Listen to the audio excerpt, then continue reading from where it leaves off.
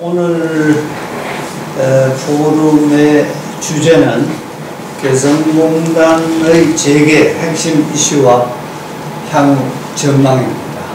그래서 우리 김문종 박사님이 한 40분 정도 발제를 하시고 그 다음에 토론을 시작하도록 하겠습니다.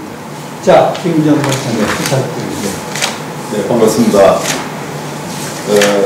오늘 이런 중요한 예전에 포럼에 초대해 주셔서 감사드리고요.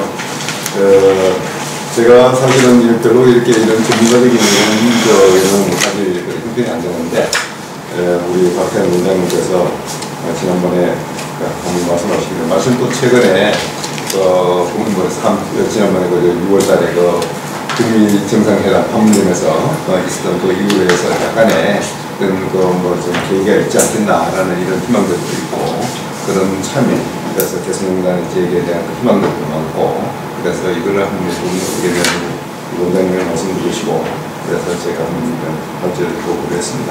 그래서 이 부분은 이제 제가 한국 토지공사에 근무하면서 제가 2000년부터 8월달에 현장조사부터 시작해서 나중에 2007년도에 1단계 100만 평 사업 준공할 때까지 개발 분야를 다 담당해본 사람으로서 실무자로서의 어떤 그런 말씀을 드린다는 정치적이거나 경제적인 이런 입장보다도 조금 실용학적인 측면에서 제가 접근했다는 점에서 좀 이해를 해주시기 바랍니다.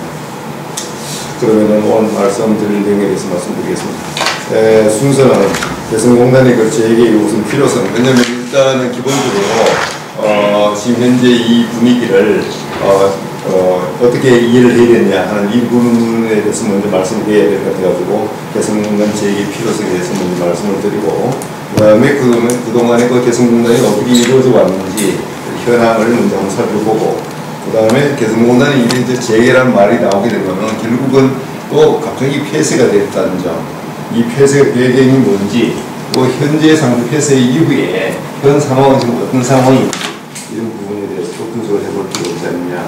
그리고 개성공단 재개에 따른 핵심 이슈는 뭐냐. 약간 여러 가지 얘기 나올 수도 있었는데, 약간 이런 부분에서 이제 핵심 이슈를 한번 찾아보고, 그리고 끝으로 이제 향후 전망 얘기 이제 끝맺는 말로 드리겠습니다. 먼저 개성공단 재개 필요성입니다. 여러분이 잘 아시다시피 2016년 2월달에 우리가 개성공단이 폐쇄되기 때문에 벌써 개성공단이 폐쇄된 지도 벌써 3년 6개월이 지났습니다. 이 개성공단의 처음 취지는 2000년 6월 15일 김대중 대통령과 김정일 위원장의 역사적인 남북정상회담으로 시작된 개성공단 개발 사업이 이제 이루어졌는데, 이것이 이제 2000년 8월달에 저희들이 현대아산하고 같이 현장조사를 시작해서 2003년 6월달에 그 사이에도 좀 우여곡절이 또 있었죠. 그러나 2003년 6월달에 공사 착공한 이래 수많은 역경과 고난을 극복하면서 2007년 10월 공사를 완료하고 12월 달에 사업 준공을 칩니다. 그렇게 힘들게 조성된 개성공단은 2016년 2월 달에 완전히 폐쇄될 때 이전에도 세 차례의 핵실험이라든가 수많은 미사일 발사 및 일시 가동 중단 등 우여곡절이 많았지만, 그런대로 그나마 당초 공단의 조성의 목적과 취지에 맞춰 운영되어 왔습니다. 그런데 2016년 1월 달에 북한의 제4차 핵실험과 2월 달에 장거리 미사일 발사가 결정적 계기가 우리 정부로서도 어쩔 수 없는 상황이었겠지만은 갑자기 이제 문을 닫게 되었던 것이다. 그런데 이거를 우리가 개성공단이 왜 재개를 해야 할 필요성을 하려면, 아까도 말씀드렸지만 왜 시작했는지부터 다시 봐야 될 것 같아요. 그래서 이제 둘째 단락에서 그걸 올렸는데, 탄생 배경을 보면은 재개 필요성을 더욱하게 알 수 있다. 일단은 이길 공동선에서도 일단은 한반도의 평화를 위해 서로 남과 북은 경제 협력을 통해 민족 경제를 공동체로 발전시키는 합의 내용이 있었다는 점, 이런 것들을 감안해서 이걸 실제로 남과 북이 협력해서 실행에 옮기자, 이런 것들이 오고 갔기 때문에 이런 것들 일단은 한반도의 긴장 완화, 평화 공존을 위해서 필요한 내용이다. 이제 그 개성공단이라는 게뭐 재개가 아니라 처음부터도. 그 다음에 우리나라 그 경제상으로 봤을 때는 그 당시에 보면은 98년 이후부터 IMF 이후부터 시작해가지고 인건비 상승이라든가 수도권 내 공장건설 억제라든가 뭐 지가 상승 등에서 국내에서 경쟁력을 상실하는 노동 지역적 상황이 중국이라 뭐 베트남이 이런 쪽으로 반발하기 시작을 했습니다. 그러다 보니까 우리로서는 오히려 북한의 저임금이라든가 한관 노동력이라든가 동일한 어를 사용하고 있다는 장점, 또는 지리적인 인적, 또 이런 국제 경쟁력이 있는 북한 지역에 남은 기업을 위한 그 공단 조성의 필요성이 오히려 이제 제기됐다고 볼 수 있습니다. 이처럼 남한의 그 자본과 기술, 북한의 그 저렴한 공장 부지 지대와 임금 및 양질의 노동력을 합쳐 상생할 수 있는 여건을 서로 활용할 수 있을 뿐만 아니라 북한의 그 군사적 요충지를 공급지대로 전환하면서 한반도의 긴장 완화를 도모할 수 있는 매우 중대한 이점도 있었다는 점에서 그런 점에서 봤을 때는 개성공단의 그 필요성 또는 개성공단의 재개의 필요성은 그 말할 나위도 없다 이렇게 보고 있는 겁니다. 그리고 또 실질적으로 그 효과라든가 이런 거 봤을 때 2004년 12월 15일 날 개성공단 제품을 생산한 이후 요즘 12월 12일 날 여러분 잘 아시겠지만은 이게 알루미늄 냄비 첫 생산되는 겁니다. 이거 나오면서 아주 그 뭐 알루미늄 냄비가 그때는 이미 들어갈 때였지만은 그러나 그것이 북한에서 나왔다는 그거로 인해 가지고 아주 인기리에 나오고 그냥 다 팔리고 그랬죠. 그 이후에 2015년 12월 31일까지 이게 이제 그 2016년에 개설됐기 때문에 공개는 2015년이라고 이렇게 됩니다. 남은 기업들은 매년 매출액이 증가함에 따라서 한 11년 가까이 되는데 매년 매출액이 증가함에 따라서 공장을 확장하거나 노동력을 더 확보하는 등 기업의 성장세를 이제 보여주었습니다. 이것은 그만큼 개성공단 내에서의 기업 활동이 고도를 보이고 있다는 증거라고 할 수 있고 이러한 상황이었음에도 불구하고 개성공단의 는 사실 어떻게 보면 정치적인 것보다도 경제적으로 시작을 했는데 이것이 자꾸 이제 그 정경분리의 원칙을 좀 잘 지켜나갔으면 좋겠다는 생각이 드는데 그것이 결국은 천안함 그 2018년도에 그 방한제 사건, 피격 사건이라든가 그 다음에 2010년도에 천안함 폭파 사건이라든가 이런 걸 통해가지고 결국은 오인사 조치가 내어졌는데 그러다 보니까 남북교육 중단하고 대북 신규 사건을 이제 투자를 금지하고 그 다음에 그 대북 지원 사업을 원칙적으로 보류를 하고 오늘 일반 국민들이 광복적으로 불허하는 등 북한과의 교육 및 지원을 중단한 조치를 유치하면서 개성공단이 확장될 수 있는 기회도 놓치고 말았다고 생각합니다. 왜냐하면 제가 실제로 실무를 하고 있으면서 그 당시 2007년, 8년도에 저는 벌써 2단계 그 150만 평, 공단만 150만 평이고 배우주거 거지까지 하면 250만 평입니다. 그 부분에 대해서 청량이라든가 토질조사, 문화재조사, 뭐 이런 모든 그 다음에 설계까지 다 끝내놓고 있었어요. 인허가만 들어가면 그렇게 있었는데 이제 그 오이사 조치를 내가지고 모든 것을 끝내버렸죠. 그래서 그 다음에 3단계 550만 평의 추가 개발로 만약에 했다면은 남북관계는 더욱 안정적이고 확보하게 되었을 것인데 하지만 2016년 2월 우리 정부의 그 일방적인 있는 것 개성공단 폐쇄는 남북관계를 16년 전 이전으로 완전히 되돌아가게 만들었으며 이후 이제 그 2018년 아주 좋은 계기로 평생 보는 게 우리를 통해서 3차에 걸친 남북정상회담과 3차에 걸친 북미정상회담 등을 포함한 북한과의 관계 개선에 따라서 기업들뿐만 아니라 국민들도 개성공단의 재가동과 북한산 관광 재개에 대한 일만의 희망을 가지고 있었지만은 여전히 그것은 이루어지지 않아가지고 아직은 좀 특히 입주 기업들이 많이 실망을 하고 있죠.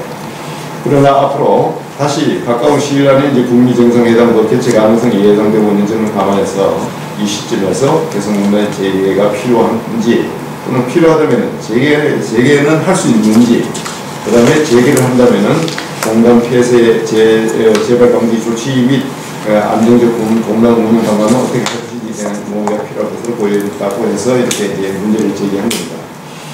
그런데 개성공단 현황에 대해서 이제 간단하게 좀 짚고 넘어가겠습니다.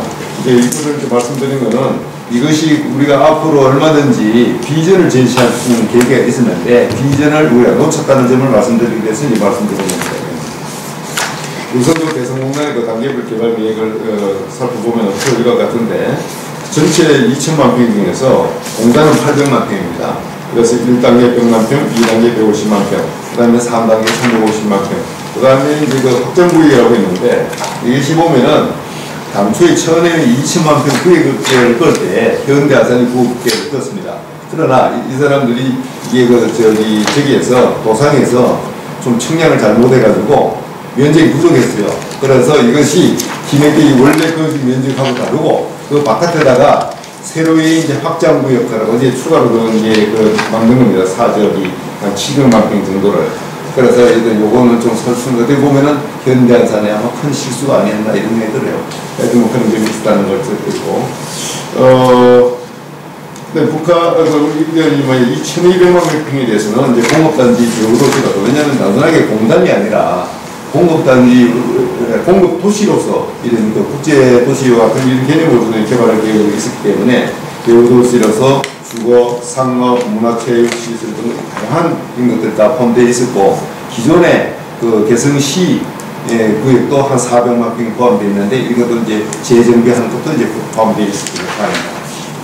6페이지 넘어가겠습니다. 그래서 1단계 개발 때는 이제 일반적으로 이제 우리가 그 당시 이제 임금 문제 때문에 그 다음에 이제 기술 문제 이런 것 때문에 그러는데 노동지방적 산업을 위주로 해서 이제 1단계에 이제 넘어가고 이제 그래서 남북경제 협력사업의 기반을 구축하는 시기라고 생각하고 2단계에는 이제 수도권의 그 공업단지와 연계하여 제로 고품형 산업을 유치하고 3단계 개발 시에는 첨단 산업을 포함한 기술 지배형 산업을 유치하면서 동북아 산업 거점으로서 역할을 한다 이래 되는데 여기에서 이제 왜냐면 이 단계별로 정하게 되면은 북한이 이런 핵 문제라든가 장거리 미사일 문제라든가 이런 것들이 있다 보니까 바세나르 협정 같은 이런 전략물자의 이전 문제 이런 것들이 있기 때문에 이것을 처음부터 그런 기계, 금속, 전기, 전자 이런 것들을 보내줄 수 있는 상황이 아니었어요. 그러다 보니까 이런 것들은 2단계, 3단계 이후로 간다. 이렇게 해서 이제 그 단계별로 계획을 잡은 겁니다. 그 다음에 이제 개성공단의 그 토지 이용 계획은 표에서 보는 것처럼 대부분 다가 66%가 생산시설 문제이고, 그 다음에 이제 지원시설 문제에는 이제 관리위원회라든가 이런 것들이 들어가는, 그 다음에 상업시설과 같은 게 들어가는 한 6% 정도 되고, 나머지는 이제 27%가 공공시설 문제입니다. 주로 이제 폐수물 처리장이라든가, 그 다음에 폐기물 처리 시설. 이거는 이제 폐기물 처리 시설 하는 거는 이제, 폐기물 소각, 내지 매립, 이걸 말하는 겁니다. 그 다음에 변전소, 기타 이제 도로, 공원, 이런 녹지, 하천 이런 부분에 대해서도 국제도시에 못지않는 그런 환경을 만들기 위해서 이 도로, 공원 이런 밀도 굉장히 많이 높였습니다. 25%나 높여놨습니다. 그리고 업종별 면적 및 배치 계획도 보면은 당초에 우리가 이제 임의로 한 건 아니고 이게 국토연구원에도 용역을 줬습니다. 용역을 줘가지고 이렇게 했는데 이것이 이제 한 3, 4년 지나고 나니까 이게 이제 그 기간 경과에 따라서 수요 변화도 생기고 입주 희망업체에 상당 결과를 받아보니까 좀 당초에는 오겠다 그러다가 안 오겠다는 사람도 있고 그 다음에 면적을 보정하는 사람들도 있고 이래서 그 다음에 전략물자 및 원산지 문제 북한 경제 파급 효과 등을 고려해서 이제 일부 좀 조정했습니다. 그래서 업종의 분류는 우리가 표준산업 분류에 의해서 이제 했던 거고요. 섬유 공개업고 이걸 이제 가장 주력 업종입니다. 그 다음에 이제 기계금속 전기전자 업종, 이거 이제 전략 물자 반출입 문제 발생 가능성 고려해가지고 적정하게 배치를 했고, 그 다음에 이제 여기에 이제 땅을 사가지고까지 들어오지 못하는 기자력이라고 진짜 영세 공부 그런 과정에 그런 소규모 영세 제조업체의 입주기회를 합격해서 아파트 공장도 이제 우리가 당초보다 더 많이 늘렸습니다. 그래서 이제 또 서로 업종별 지시에는 서로 업종 간에 상충되지 않도록 조치를 하고요. 그 다음에 이제 뒤에 가면 다시 나오겠지만은 국제화 어쩌고저쩌고 이런 얘기들이 많이 있었는데 이미 이 계획할 때도 저희들이 외국인 용지를 각 업종별로 다 준비를 해뒀습니다. 다 준비를 해뒀는데 왜냐면은 그 기업들이 일단은 외국인 뒤에 가면 다시 언급하겠지만은 기업들이 외국 기업이 우리나라 들어올 때 어디 봉제 산업 하려고 들어온 건 아니거든요. 최소 기계, 금속, 전기, 전자가 들어와야 되는데 그것이 현재 대북 제재라든가 모든 조치에 의해 가지고 제어를 받고 있기 때문에 그런 기업들이 들어올 수가 없는 상황이었어요. 그렇기 때문에 우리가 이명박 대통령 시절이라든가 박근혜 대통령 시절 그 이후에도 계속 그런 얘기 나왔지만은 국제화를 하면은 이게 좀 안정적일 수 있다 이런 얘기를 많이 하는데 국제화는 이미 되어 있었지만은 대북 제재에 대한 조치가 이루어지지 않아 바스나리 협정 같은 이런 것들이 조치가 되지 않으면은 특히 또 원산인 문제 이런 것들이 해결되지 않으면은 그걸 국제화할 수가 없는 거예요. 그래서 땅이 없어 안 된 게 아니라 땅이 다 있었지만은 그 기업들 환경이 그렇다는 거죠. 그런 걸 말씀드립니다. 그 다음에 이제 공급 현황을 이제 보겠습니다. 이제 사실은 여기 좀 구체적으로 개발 현황에 대해서 이제 SOC 관계라든가 이런 것들에 대해서 장황하게 많이 있는데 그거는 이 자리에서 별로 그렇게 논의할 사항은 아닌 것 같아가지고 그건 빼고요. 다음에 제가 기회가 됐으면은 전체에 대한 낮은 선봉이라든가 그다음 제가 했던 것 개성문화라든가 이런 부분에 대해서 했던 것은 제가 슬라이드를 한 250파트를 만들어 놓은 게 있는데 그걸 한번 나중에 보여드리면 그때는 SOC라는 일반적으로 다 포함되어 있으니까 말씀드리고 좀 뺐습니다. 그래서 그러면 땅 장사는 자녀니까 땅 장사까지 이상하면 그러면 이제 수요는 많았느냐 공급 평행아닙니다. 이게 수요는 있었느냐 하는 건데 수요는 아주 철저하게 아주 그냥 승급급 잘 이루어졌다 이렇게 봅니다. 그래서 개성공단의 공장 농지와 지원시설 3차에 걸쳐 이루어졌는데 먼저 2004년 4월 13일 날 우리가 이제 처음 그때 북측과 토지 임대차 계획을 체결하고 나서 그때 아주 공사도 제대로 들어가지도 않았어요. 설계와 시공을 동시에 병행하는 이런 패스트트랙 방식, 요즘에 선거법이라는 것 관련해서 국회 패스트트랙으로 있는데, 여하튼 이제 원래 패스트트랙은 원래 이게 공사에서 공법에 적용하는 말입니다. 패스트트랙, 동시에 병행한다는 건데, 패스트트랙 방식을 도입해가지고 4월 23일 날 부지조성공사에 착수하면서 그다음 5월 18일 날 한 달도 채 안 돼서 그냥 공고를 냈습니다. 그냥 공고를 했는데 그때 9대1의 경쟁으로 선유 2개 기업, 가죽가방과 1개 기업, 화학 2개, 기계금속 등 이래가지고 해서 총 15개 기업에 이제 분양이 됐죠. 그래서 그해 12월부터 개성공단 내 입주를 시작해가지고 12월 15일 보름 만에 완전히 개성공단 첫 제품이 이제 생산되게 되었습니다. 그러고 나서 시공단지 분양 이후에 이제 본격적인 이제 1차 분양 한 6만 평, 한 5만 5천 평 정도 되는데 10만 평방미터에다 1차 분양을 2005년 8월 1일 날 분양 공고를 내고 9월 23일까지 한 20필지에 대해 가지고 24개 기업이 이제 계약을 체결했습니다. 이때도 일반 공장 용지뿐만 아니라 협동화 단지라고 해가지고 서로가 이제 컨소시엄으로 같이 들어올 수 있는 그것도 만들어줬어요. 그래 협동화 단지라고 되어 있고, 그 다음에 이제 아까 말씀드린 맞춤형 생산 공간을 제공하는 거 이제 아파트의 공장 부지 이것도 이제 공고를 했습니다. 그래서 특히 1차 분양 때 아파트의 공장 부지는 한국산업단지공단에다가 공급해가지고 거기서 2007년도 10월 23일 날 완공을 했는데 아파트 공장 거기에도 경쟁률이 30개 기업을 입주하는데 한 3대1 가까운 그런 경쟁으로 입주했습니다. 그래서 2차 분양을 우리가 당초 2006년에 분양할 계획이 있었는데 2006년 7월 달에 또 이제 북한에서 미사일 시험 발사하고 또 10월 달에는 핵실험을 또 하고 이런 것들로 인해 가지고 국제사회에서 이제 대우가 문제가 악화됨에 따라서 시행하지 못했습니다.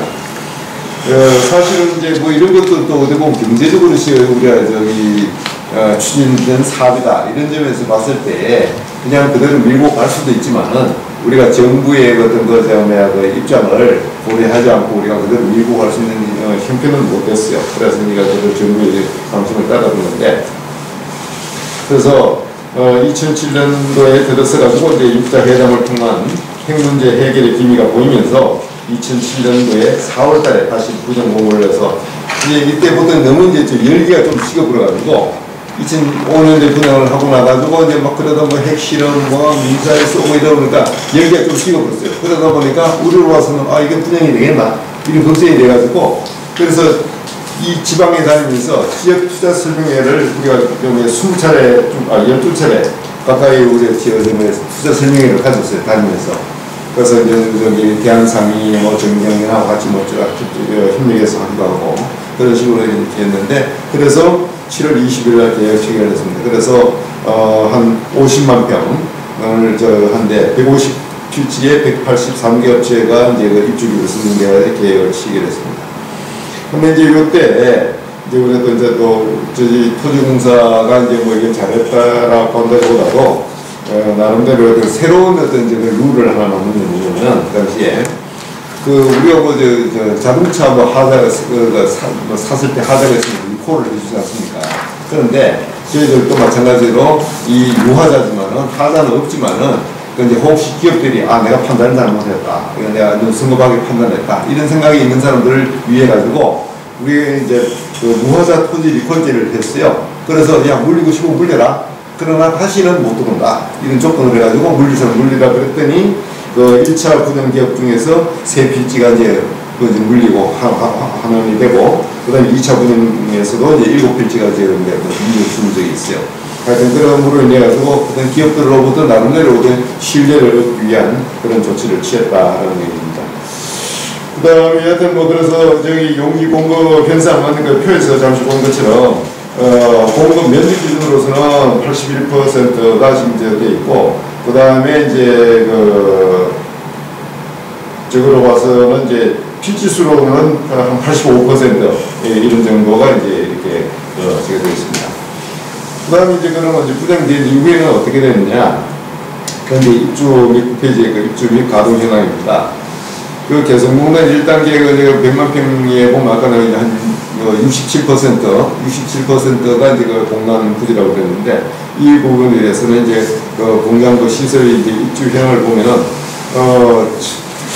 제일 많이 들어왔을 때가 우리가 판 거는 업체 수로 따르면 222개 업체입니다. 근데 실제로 그 들어온 거는 제일 많이 입주했을 때는 129개까지 들어왔습니다. 근데 2016년도에 문 닫을 때에는 123개 기초로 이제 줄어들었죠. 그동안에 이제 자기네들은 이제 미래에 빠져나간 상품도 이고 했기 때문에 그래서 좀 줄었습니다.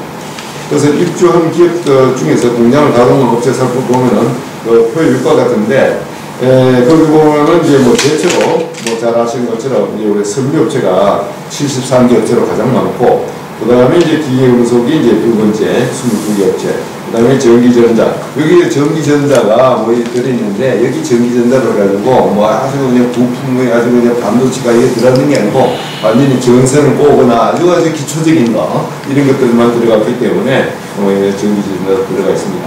그 다음에 화학, 종이, 목재, 식품, 비금속, 광물 이런 것들이 있습니다. 그래서 개성공단 기업 수는 그 페이지 하단인데요.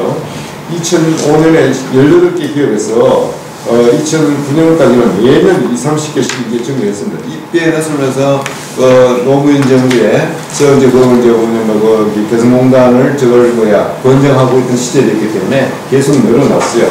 늘어났다가 이제 2008년도에 이제 MB 정권에 들어선 이후부터 이제 가공자 사건이 생기고, 그 다음에 또 이제 청남남 사건이 생기고, 이때부터 2010년부터는 이제 그 증가수가 급속히 줄어들어가지고 한 두서너 개밖에 안 됐습니다.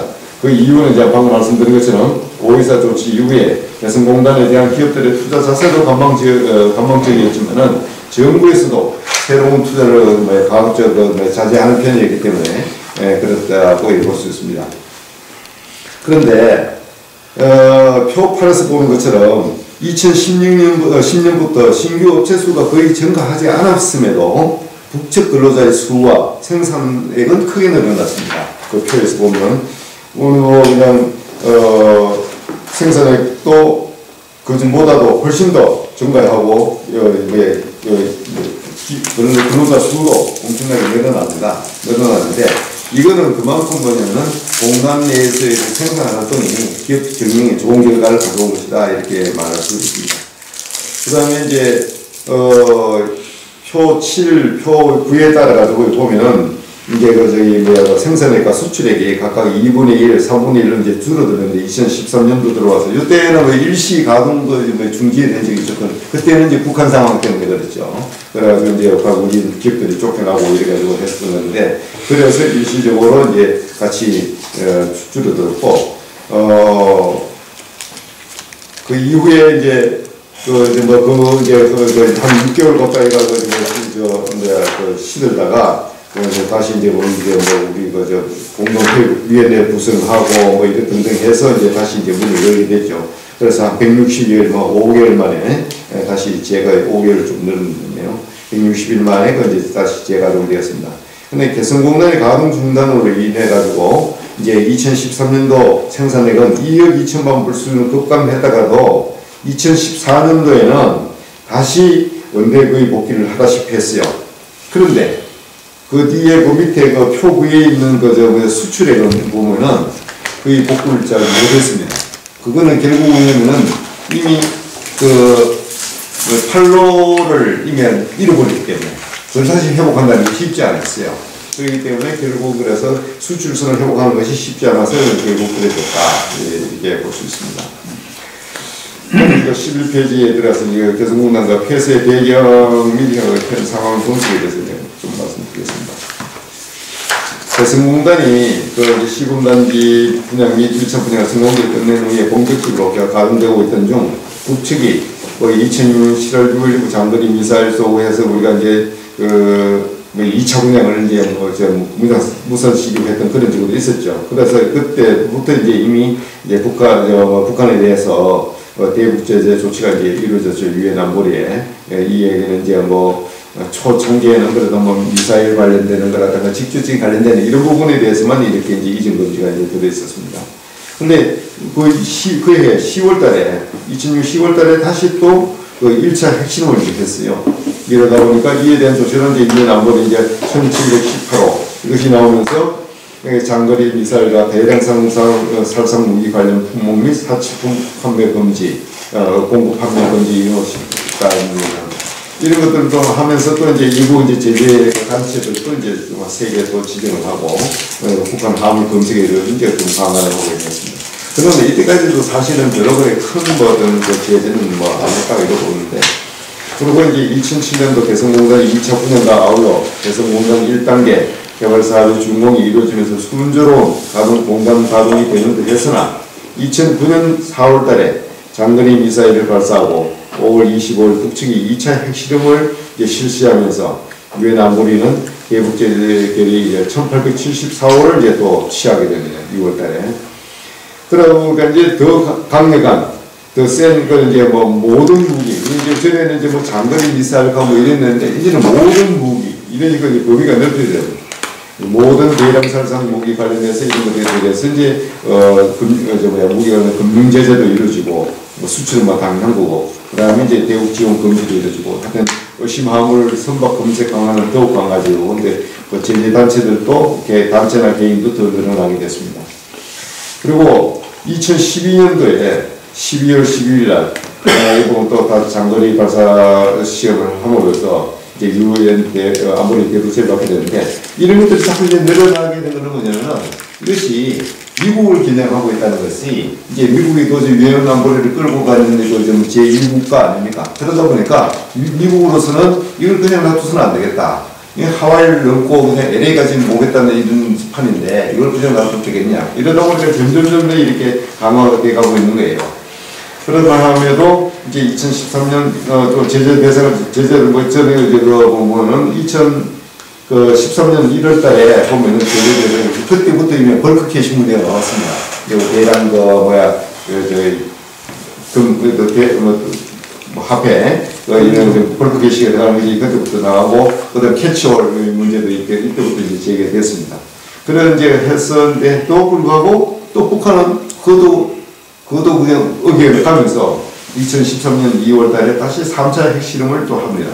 그래서 이제 이 부분에서 또 유엔 안보리를 위해서는 금지 품목, 적재 의심 해가지고 등등 해서 엄청나게 더 많은 이제 제재를 이제 가하게 된 거죠. 그래서 이제 금융 서비스 제공 분야에 이제 벌크 캐시를 포함한 금융 및 기타 자산 재원 이전 금지, 검수 대상 사치품 목돈 완전히 그냥 예시를 다 하고 이런 식으로 해서 더 강화를 하게 됩니다. 이게 2094호로. 그러고 나서 이제 현재 개성공단 이제 폐쇄 폐쇄 결정이 이루어지기 바로 직전에 또 2016년 1월 달에 북쪽은 또 4차 핵실험, 그때는 또 수소폭탄이라고 우리가 이제 뭐 알고 있는 겁니다만, 그때 또 4차 핵심을 또 했어요. 그러고 나서 또 한 달 뒤에는 장거리 미사일을 또 발사했습니다. 그러다 보니 또 유엔 안보리는 또 그냥 참을 수가 없죠. 그때는 이게 보통 보면은 이게 이 북한이 어떤 행위를 하고 나서 그때 안보리가 이게 뭐예요, 대북 제재에 생선 결의를 하는 거 보면은 상당히 그래도 시간을 두고 연구하고 했는데, 그때는 곧바로 한 달 만에 다시 이제 대북 제재 결의를 이제 내린 거죠. 그때 되면 훨씬 더 많은 이제 내용들이 이제 포함되어 있습니다. 뭐 구체적인 거는 이제 거기 내에서 뭐 보시면 되고요. 그래서 이제 미국은 이제 또 이런 식으로 이제 유엔 안보리에 이제 국제사회에 적어도 있었지만은 미국 나름대로 유엔 안보리 대북 제재 조치와 별도로 독자적인 대북 제재 조치를 취했는데, 처음에 뭐 방콕 델타 아시아 뭐 그런 것도 있었지만은 그 뒤에 가가지고 이제 또 뭐 2013년도에 가면은 이제 뭐 이래가지고 주요 인사들에 대한 제재도 하고, 또 실제로 2013년 5월달에는 북한에 장비를 수출한 대광기업의 미국 법인을 자산을 보수하는 그런 사실도 있고 그렇습니다. 그 다음에 특히 이제 2016년 핵실험이라든가 장거리 미사일 발사 이후에 2월 19일 날 미국에서는 뭐냐면 북한뿐만 아니라 북한과 거래하는 제3국의 개인 단체까지도 제재하는 색깔들의 도전을 하겠다. 이게 사실은 이제 가장 우리한테는 이제 큰 부담이 되지 않았을까 이렇게 생각이 듭니다. 그래서 이외에 이제 일본도 2006년 10월 북한의 핵실험에 대응하는 조치로 북한 선박 입항정지를 내렸다가 이제 뭐 있었고, 일본도 개별적으로. 그 다음에 이제 나름대로 또 이제 개별 일본의 개별 조치가 한도 또 있었습니다. 그래, 이러한 일련의 북한의 핵실험 및 장거리 미사일 시험 발사와 그에 대응한 유엔 안보리의 대북 제재 조치를 감안했을 때 한국은 당사자인데 이걸 통해서 이거를 가만히 뭐 강변을 불구에 받아도 내일 아닌데 이렇게 볼 수가 없기 때문에, 아마 제 생각에는 틀림없이 미국으로부터나 뭐 국제사회로부터 많은 압박을 받지 않았을까 이런 생각을 합니다. 그것이 우리가 뭐 언론상에서 사실은 뭐 구체적으로 나온 얘기가 없었는데 그런 것들이 있었지 않을까 생각되는데, 여튼 그로 인해서 우리 스스로가 개성공단 펄크캐시를 능겨가고 있는 그 상황이기 때문에 그거를 우리가 문을 닫지 않을 수밖에 없는 상황이 아니었나 이렇게 생각하고 있습니다. 그러나 이제 문제는 사실은 뭐 그렇게 문을 닫는 거는 뭐 어쩔 수 없던 소치더라도 이런 부분에 대해서 이 기업들하고 사전 협의 없이 너무 일방적으로 확답으로 해가지고 그 기업들이 피해를 줄일 수 있는 기회를 놓치게 만들었다는 거. 그 점에서 조금 아쉬운 감이 들어요.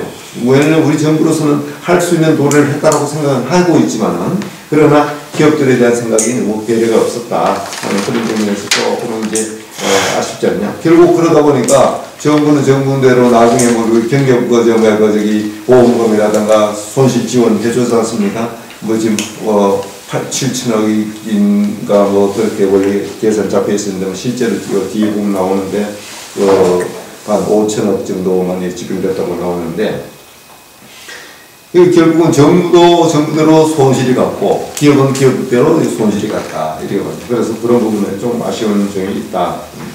그리고 개성공단 폐쇄 이후에 또 보면 뭐 지속적으로 꾸준히 쭉 이렇게 이루어져서 왔습니다. 그래서 그 표에서 보시다시피 쭉 이루어져 왔는데, 이것이 2017년까지는 계속 하여튼 뭐 장거리 위주로 해서 들었어요. 그래서 사실 2017년도는 뭐 여러분들도 잘 아시겠지만은 왜냐면 뭐 우리 곧바로 뭐 북에 뭐 평양을 타겟으로 해가지고 뭐 때릴 것이다, 어쩔 것이다 이런 얘기들도 나오고 뭐 그냥 전쟁 분위기가 조성되고 있는 그런 분위기였던 때가 있었죠.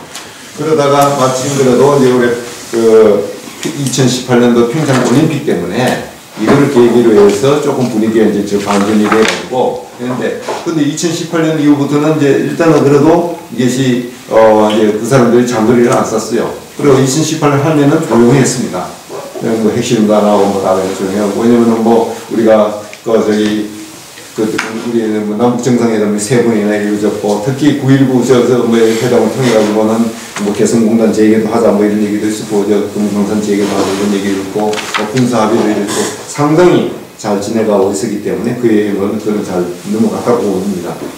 그런데 이것이 남북 정상회담이 결국은 어떻게 보면은 이게 북미 정상회담에 그게 기초가 돼가지고 그것이 잘 해결이 돼야 되는데 사실은 북미 정상회담은 완전히 실패로 돌아가 버렸어요. 뭐 베트남 뭐 하노이 끝까지가 싱가포르에서 하노이까지가 뭐 판문점을 빼놔놓고 그러다 보니까 사실은 이게 그 남북 관계가 이게 이제 뭐 다시 그러니까 이제 저는 정치 분야에 대해서 별로 그렇게 뭐 관여하고 싶지도 않고 잘 모르긴 합니다만은 그 우리 뭐 그 김정은 위원장이 문 대통령의 역할이 다 끝났느냐 뭐 이런 식으로 해가지고 그래서 이제 우리 정부를 조금 약간 빼고 배제하고 북미 간에 이제 그 협상으로 지금 끌고 가고 있지 않습니까? 그런 과정에서 금년도에 들어서 가지고 5월달부터 시작해가지고 그냥 계속 이게 쏟아내는데 어쩌면 단거리를 쏜 거예요. 보통은 200km에서 뭐 길게 한 400km, 500km 여기까지 오는 이런 주로 이제 우리 남한 우리 한반도를 진행할 수 있는 그런 것들을 이제 되는데 그러다 보니까 트럼프로 봐가지고는 자기네들까지는 뭐 위협하는 장거리 미사일이라 해가지고 그게 뭐 제가 조금씩 이렇게 언론에서 나왔던 거 페이스북에 자기가 올렸다는 것들을 짭짤하게 다 올려놨습니다만은 이 사람은 뭐 그냥 뭐 별로 관심 없다 뭐 이렇게 뭐 김정은이 별로 뭐 괜찮을 거다 잘할 거다 뭐 앞으로도 잘 뭐 협상 잘할 거다 이런 식으로 계속 끌고 갔죠. 그래 됐는데 이제 그 과정에서 이제 그러면 이제 우리 입주기업들은 사실은 또 이제 그간에 아마 2018년도도 그랬고 작년 원래 걸쳐가지고 작년에도 개성공단 정상화 뭐 재가동 이런 관련 세미나도 하고 뭐 한 적이 있었어요. 그때 이제 뭐 입주기업의 회장을 비롯해서 뭐 실제 그 관리위원회 사람들도 발표를 하고 뭐 그런 적이 있었는데 어떤 그런 노력들을 꾸준히 해왔지만은 여전히 별로 그 진전이 없다. 그런 점이 있다는 거죠. 근데 그 기업들이 이제 현재 보면은 대부분이 얼마 전에 17페이지 강의 보면 있습니다만은 지난 4월달에 그 중소기업 조합회가 하는 거 보면 개성공단 입주기업 경영 환경 및 전망 조사 언제 보면 123개 업체 중에서 108개 업체가 설문조사에 응답을 했는데 지금 이 중에서 대부분의 기업들은 이제 일단은 남한 기업 어디에다가 이제 공장을 다시 설비를 해가지고 하고 있고 또 한 30여 개 기업은 이제 동남아에 이제 진출해놨고 나머지 한 15개 기업은 그냥 기업 경영난으로 아주 문을 닫고 있고 뭐 이런 다 얘기입니다. 그래서 어쨌든 간에 이러한 기업들은 보면은 일단은 그 중간쯤에 보면은 개성공단 그 입주기업들 대부분이 98%가 보면은 개성공단 재개할 때 재입주해서 재가동하겠다는 의사를 밝혔다는 점입니다. 이 점이 상당히 고무적이다 이렇게 볼 수 있는 거죠. 왜냐면은 이렇게 우리가 북한한테 당하더라도 이렇게 가려고 하는 사람은 왜 가려고 하느냐. 뭔가 그래도 메리트는 있다 이렇게 본다는 겁니다. 그래서 그리고 작년도에 그 조사했을 때 보다도 무조건 입주하겠다는 업체 비율이 57%로 작년도에 2018년도에 4월달인가 6월달인가 그때 한 조사했을 때 보니까 27%였어요. 근데 그거 배 이상이에요. 그런 거 보면은 그 다음에 또 남북 합의된 재가동을 좀 조건을 보겠다는 응답률은 조건이 좋아지면 들어가겠다 이게 아니라 조금 많이 들어가겠다 오히려 하고 오히려 그러니까 보니까 조건부 재입주 응답률은 약간 떨어진 겁니다. 일단 그냥 빨리 들어가고 싶다 하는 이런 얘기고 그 다음에 그 개성공단 폐쇄 이후에 그 개성공단 입주기업에 대한 지원책으로 제시된 피해 보상액 한 7,861억 원인데 5,500억이 이제 지급 이제 된 것으로 파악되어 있습니다. 제가 확인해 보니까 그렇게 있는데 얼마 전에 8월달에 저 자료에 통일부 그 자료에 들어가 보니까 지금 이제 경력으로 나간 돈은 한 3,000억 정도 되고 나머지는 경력이 아닌 그 2,400원 이제 순수 지원금이라고 이렇게 볼 수 있습니다. 그런데 이제 문제는 개성공단이 제기됐을 때 이런 것도 지원금을 전부 상환해야 된다는 거죠. 이제 만약 들어가게 된다면 이제 그런 것들이 하나의 이제 조금은 업체로서는 좀 부담스럽다 이런 생각을 하고 있습니다.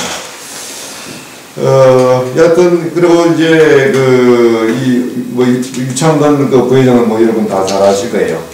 그분은 이제 입주기업협의회 그 부회장을 하고 계신 분인데, 그분들이 이제 지난번에 저기도 미국에 하원 외교위에 가가지고 뭐 설명도 하고 다 했는데, 그 사람들도 다 충분히 너들 마음은 안다. 이해는 하지만은, 그러나, 현재로서는 이게 뭐 CVID다, PVID다, 뭐 FFID다, FFD라는 이런 것들에 대해서 저게 안 돼 있으면 현재로서 곤란하다라는 이런 입장에서 자기들도 또 큰 대답을 듣지 못했다고 지난 한 달 전에 어떤 모임에 갔을 때 그 말씀을 하시더라고요. 그래서 아직은 좀 요원하다 이런 얘기입니다. 그래서 이제 그 핵심 이슈는 이제 우리 봅니다. 과연 개성공단을 이제 제기할 필요가 있나 없나?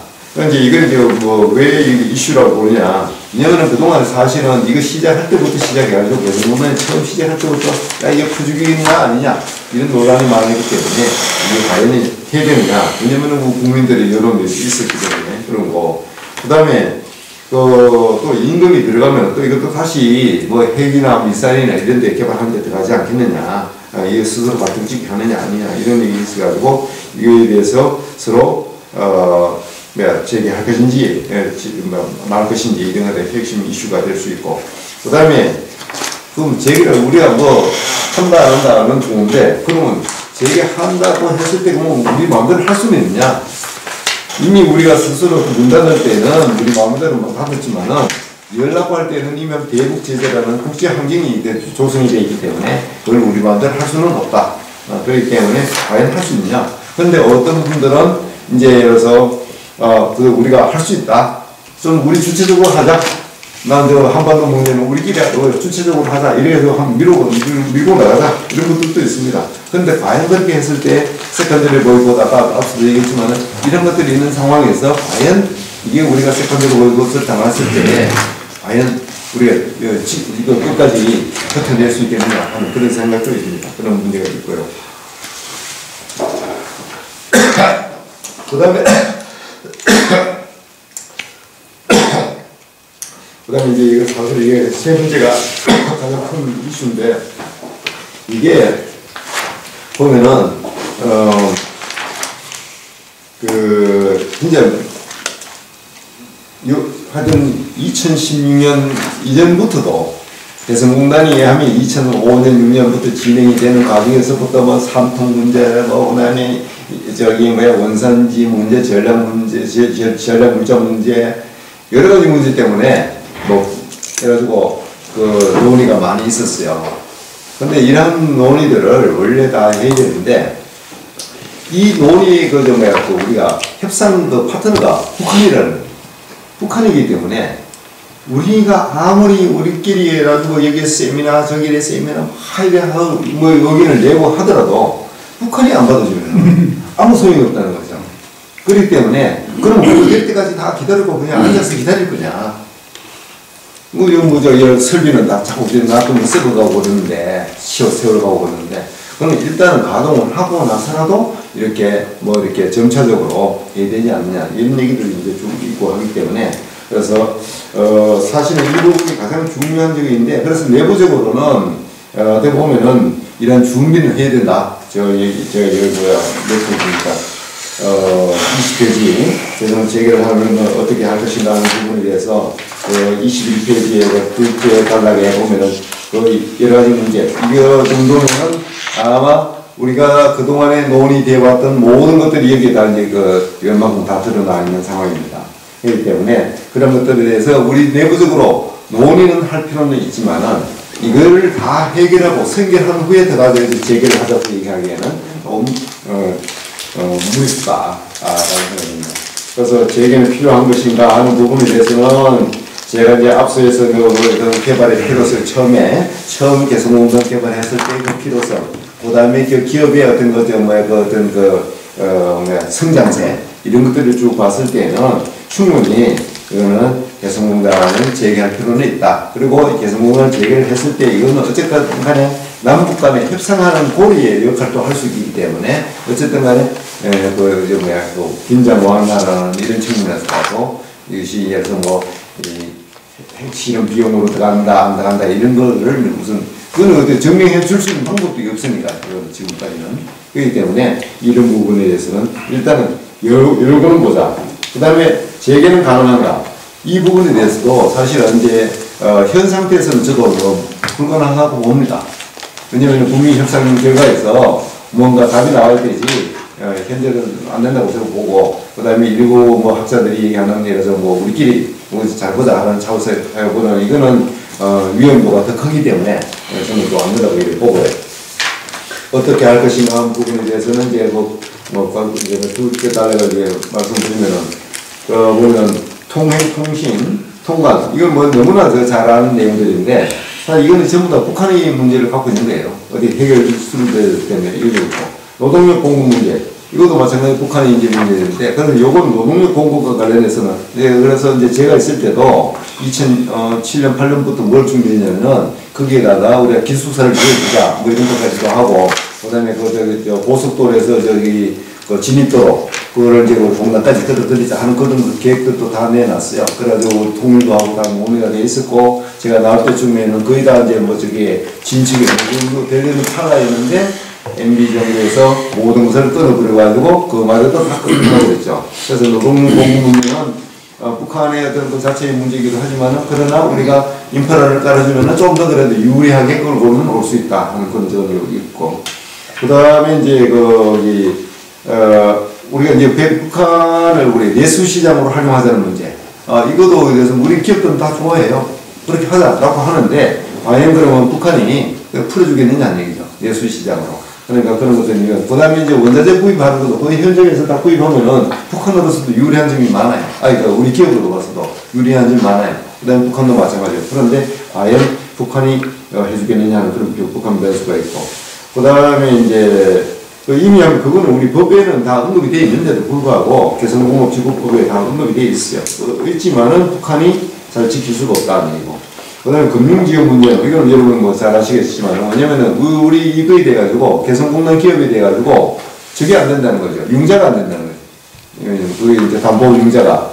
그러다 보니까, 이거는 우리 내부적인 문제인데, 결국 이제, 북미 협상이라든가 아주 총체적으로 해결돼야 할 문제가 아니냐 하는 생각이 있고.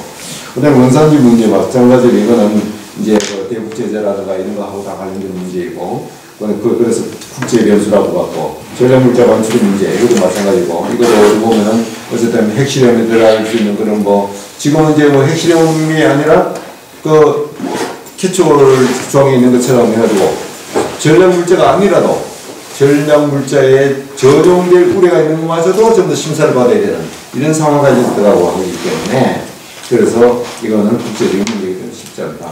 그 다음에 공단의 국제화 추진 가능도 아까 제가 상담 시간에 제가 말씀드렸지만은 이미 우리가 국제화를 위한 조치는 다 마련되어 있습니다. 그러나 이것이 기업들이 들어와야 되는데 기업들이 들어오려면은 예를 들어서 어떤 첨단 산업 이런 것들이 들어오고 싶은데 그런 기업들이 못 들어온다는 거죠. 이런 거죠. 파스나 협정이라든가 이런 것들 때문에. 그 다음에 신변 안전 문제 이거는 당연히 북한 문제이고 그 다음에 분쟁 해결 시스템 이거는 이제 남북이 같이 이제 협상을 해야 되는데 서로의 주장만 하고 있는 거고.